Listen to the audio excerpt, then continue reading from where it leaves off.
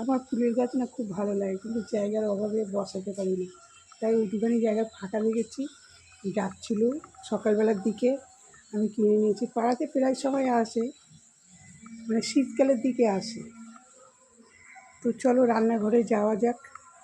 চিনু কীভাবে শুয়ে আছে ওই দেখছে।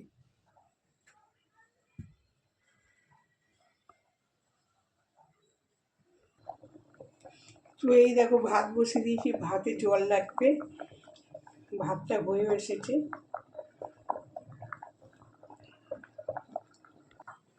এগুলো কী মাছ বলো তো? এগুলো হচ্ছে খয়রা মাছ, এটারই ঝাল করবো এখন।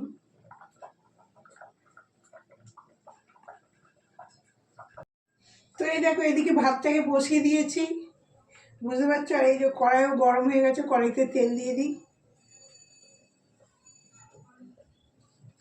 মাছ কটা ভাজি।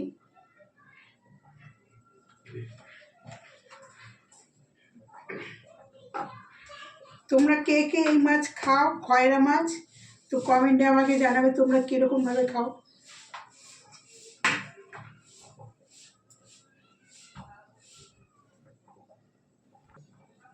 এই দেখো নুন হলুদ দিয়ে দিয়েছি, এবার মাখিয়ে নেবো। আর এদিকে তেলটাও গেছে গরম হয়ে।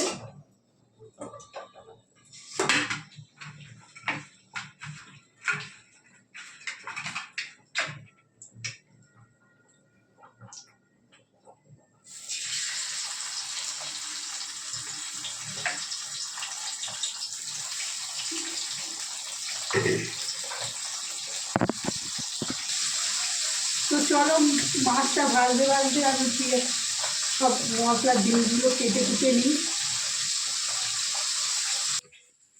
তো এই দেখো এই ফুলকপিটা পরে বেলার দিকে তরকারি করবো, মেয়েদের এখন শুধু মাছের তরকারি করে দেবো, তারপরে এই ফুলকপিটা পরে রান্না করবো। তো এই মাছের তরকারিটা করতে এই দেখো টমেটো আর পেঁয়াজ।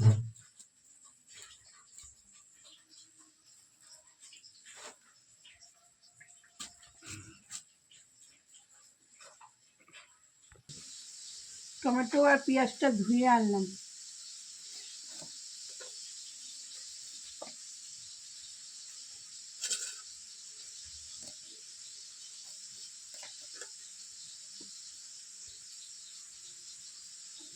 কাটা হয়ে গেল। আলু দেবো না, শুধু মাছের ঝাল করবো মশলা দিয়ে। এই দেখো ভাতের মাছটা গালতে বসিয়ে দিয়েছি, মাছটা ভাজা হয়ে এসছে, তুলবো।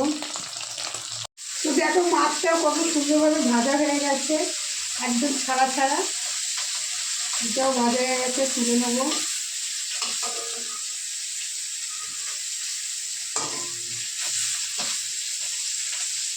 এই মাছে বেশি কাঁটা থাকে, কিন্তু খুব টেস্ট হয় এই মাছগুলো খেতে। রোজ রোজ ওই কাতলা আর ওই রুই মাছ খেতে খেতে মনে হচ্ছে না আর খেতে ভালো লাগছে না। এবার একটু বরফের মাছ খাই, তাই বরফের মাছ কালকে নিয়েছিলাম। তো দেখো মাছটা ভাজা হয়ে গেছে, এই কড়াইতে তেলটা দিয়ে দিই।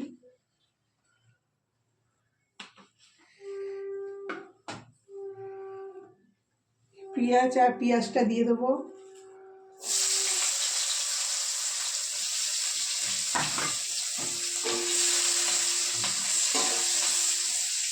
এই মাছে না কালো জিরে ফোড়ন দিতে হয়,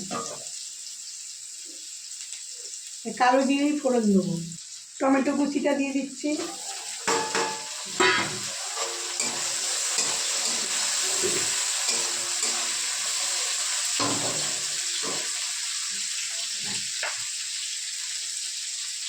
টমেটোগুলো মজে যাবে, তার জন্য নুন দিয়ে দিচ্ছি, একটু তাড়াতাড়ি করে মজে যাবে। এই মাছের ঝালও খেতে ভালো লাগে, আবার ভাজাও খেতে ভালো লাগে। ডাল দিয়ে এই মাছ ভাজা ভালো লাগে, কালকে আমরা খেয়েছিলাম মাছ ভেজে।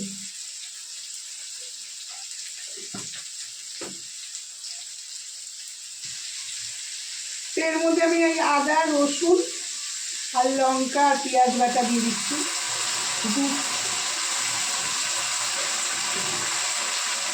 দু চামচে দিচ্ছি।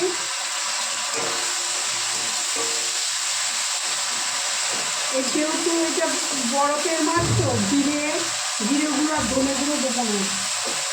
আমি বরফের মাঝে জিরে গুঁড়ো আর ধনে গুঁড়ো দিই না।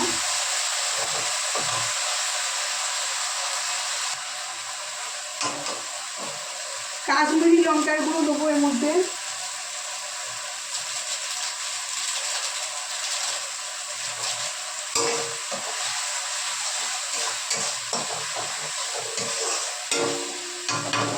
মশলাটা আস্তে আস্তে তেলটাও ছেড়ে দিচ্ছে।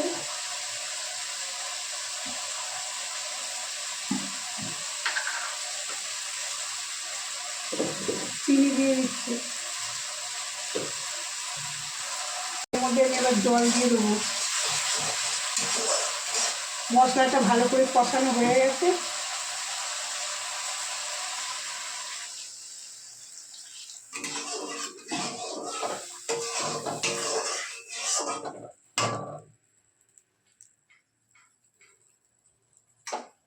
এবার মাছগুলোকে দিয়ে দিচ্ছি।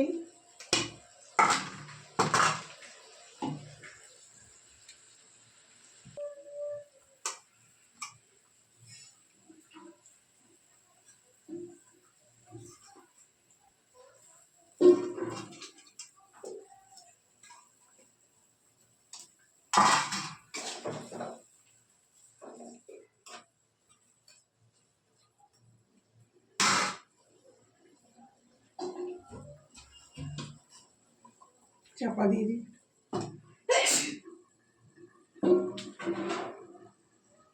তো এই দেখো মেয়েদের টিফিন খেতে দিচ্ছি। মুড়ি আছে, ছাতু, মেরি বিস্কুট আর চিনি, দুই মেয়েকে খেতে দিচ্ছি। এর তরকারিটাও হয়ে এসছে, নামাবো। এই দেখো তরকারিটা হয়ে এসছে, নামাবো। এর মধ্যে একটু ধনে পাতা কুচো দিয়ে দেবো। তো এইটা নামিয়ে নিয়েছি। কত সুন্দর হয়ে এসছে না কালারটা, আর তেল যেন ঝরছে না, খুব সুন্দর গন্ধ বেরিয়েছে কিন্তু। দেখো বন্ধুরা, মেয়েরা অফিসে বেরিয়ে গেল। এই যে রুটি হয়ে গেছে, আর এখানে ছেলের জন্য রুটিটাকে ভিজিয়ে রেখেছি। পড়তে যাবে 10:30টার সময়। স্কুল আজকে আর যাবে না, পড়া আছে বলে। আর এই দেখো লিকার চা করে নিয়েছি তোমাদের দাদা ভাইয়ের আর আমার। আর এই যে চিনুর জন্য বিস্কুট ভিজিয়ে রেখেছি, খাওয়াবো। তো চলো। তো দেখো বন্ধুরা, চিনু আমার কোলে চলে এসছে। ওকে রেগুলার কোলে নিতেই হবে সকাল বিকেল দুবেলা। আর ওর বাবাকে নিয়ে ঘুরতে যেতে হবে সকালবেলায় আর বিকেলবেলায়। এই দুটো না হলে ওর দিনই কাটে না।